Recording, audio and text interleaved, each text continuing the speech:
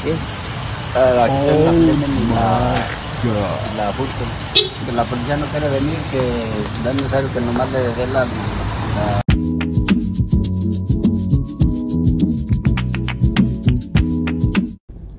Hello guys, welcome back to my channel. My name is Mama Lot, and today we're gonna know more about legal matters in terms of car crash, because today I really experienced such a situation. Hindi siya madali, but luckily we have all the papers, we have all the legal matters discussed. So watch. I hope you enjoy and learn something from this video. We also have a little bit of challenge. Hi guys, so today we are going to our weekly groceries and mag sleeveless challenge kami with Ate Yana and Mommy Joyce. Hi guys.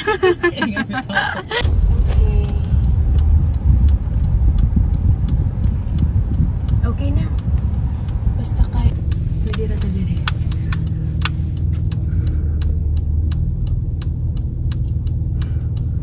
Perfect parking. Thank you very much, Ate Joy. Gamay rabi. Look, nakita na akong shit.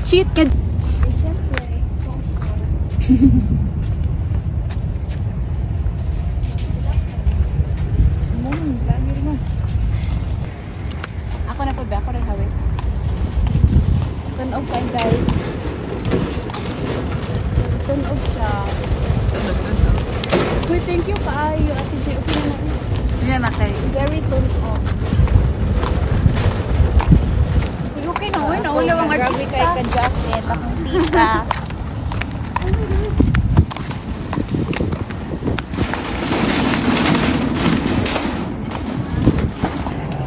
Bearable raman ang iyang katunog mga madi. Grabe ka na. Dili sa ko. Frozen, namin sa Frozen. Imagine ang sa katunog. Wala na akong ilong. My nose is red. We need Bombay Ate Joy, 1 Bombay red. So, inutusan ko na lang si Mommy Joyce na kumuha ng mga meat kasi hindi ako makalapit sa Frozen. So, rice, favorite ng bayan. This is 20 pounds. So, nasa mga 15 kilos or something. It cost $11.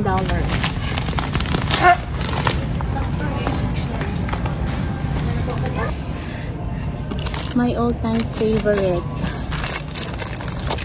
mani na sweets. So namuy-poy na ang akong mga joints. Very sakit na. Grabe ka tunog kayo eh. Ginoo ko. Saka ending na ko ani no. Challenge pa more. Challenge pa more. This is also my favorite vitamin C drink, 0 calories. Guys, hindi na talaga pinaya. Oh my god. Medyo nag-jacket lang. Seconds. Sorry guys, I failed. Oops. Pantihan din eh. Sorry guys, I failed you. Hindi ko kinaya ang lamig. Kasi naninigas na yung mga arms and my muscles and I can't even breathe. So, kailangan ko mag-jacket. I failed. Guys, nakikita nyo ba ito? Mga pang Valentine's chocolate. Sa February 14, ito. Pag, alam nyo ba, after ng holiday dito, isi-sale nila yan. 50%, 75%. So, usually, after a day ng holiday, bababa talaga. Tsaka madaling maubos tong mga to. Kaya, maganda-handa kayo sa, after holiday na sale. Sa super lamig, guys, nahilo ako bigla. So, I accept my defeat. So, ganito kami mag-i-give dito sa American. You put this down. Pop. look that. Wrong. Otro. Naman yung dark na dark yan man siya. Nako. So, pag down, yan.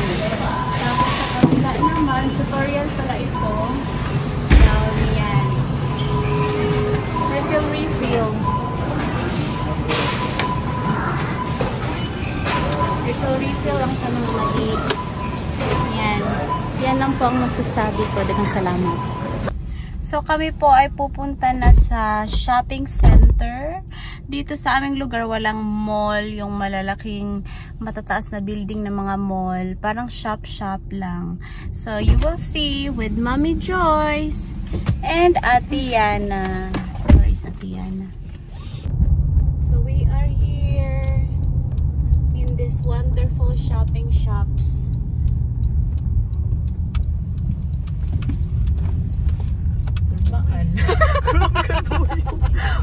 Kumain ko ito di kay paspas manggukayo.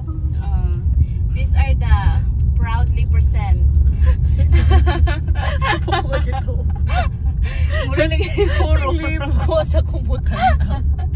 Proudly present mo na nila mga pang shoppinganan dere mga madi.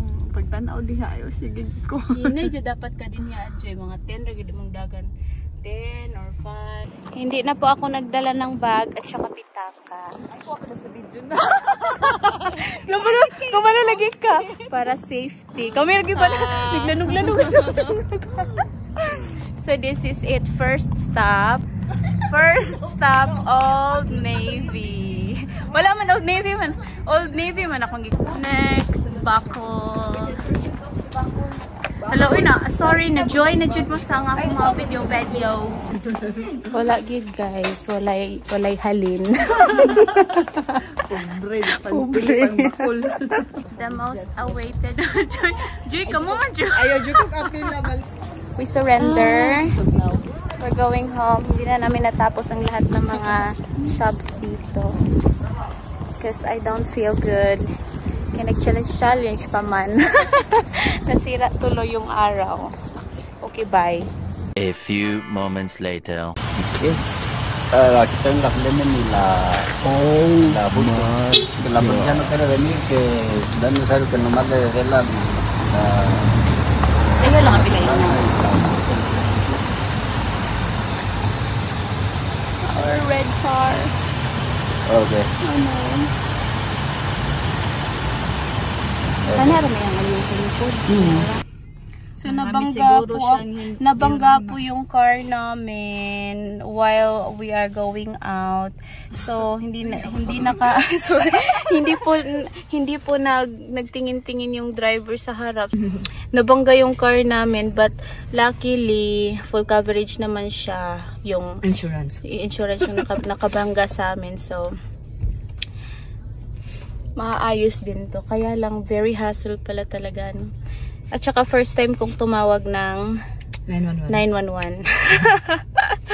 So the accident happened at somewhere in the parking lot of the convenience store. So when we are about to leave the convenience store, yung paatras na kami, paatras din yung isang sasakyan. So in short, nabangga kami ng car na nasa harap namin. Though nag-give kami ng signal, grabe yung pagka-press ko ng horn, parang hindi talaga niya ako narinig. So, yun na nga nangyari, na bangga niya yung car namin, tapos nasira yung harapan na part. So, good thing hindi na damage yung light. Okay pa siya. So, when I came to approach the man, he's so nervous, like, nanginginig talaga siya, naawa ako, but he need to fix my car, of course. So, buti na lang, meron siyang insurance. So, una, tinawagan ko yung first time kong tumawag ng 911. So, nakausap ko yung police. Sabi ng police, since it happened in a parking lot, so parang dapat ano na lang daw, pag-usapan na lang daw namin yun ng driver na nakabangga. Tapos, kinuha ko yung number ng insurance niya, tapos yung lisensya niya, and everything settled naman. So, yun na nga, maaayos din yung car by tomorrow. And so, what I have learned from this accident, from this event is that dapat kumpleto ka ng papers, dapat everything should be legal, meron kang lisensya, rehistrado yung sasakyan mo, tsaka yung